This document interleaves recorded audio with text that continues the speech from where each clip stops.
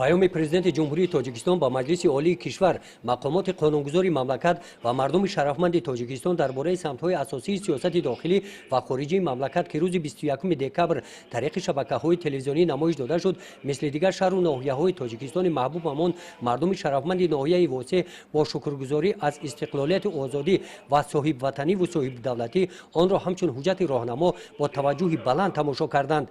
در این روز در تالار مجلسگاه مقامات اجرایی حاکمیت دولتی ناحیه، نمایندگان کسب و کار گوناگون، کارمندان ساحه فرهنگ، معارفچیان، کارمندان مرکزهای سلامتی، شعبه‌ها و بخش‌های مقامات اجرایی حاکمیت دولتی ناحیه پیام راهبر دولت را در یکجایگی تماشا کردند.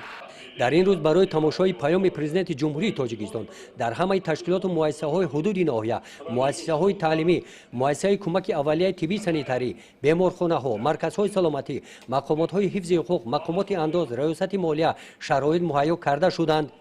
ساکنان ناحیه واسع در صحبت با ما بیان داشتند که با عملهای تشبثکاری، دانش و ملکه و قابلیت تشکیلاتچی خود شکرانه وطن صاحب اختیار و محبوبمان را به جا آورده، همه سعی و تلاش خود را به خاطر در عمل تطبیق نمودن این حجت راهنما سفربر می نمایند.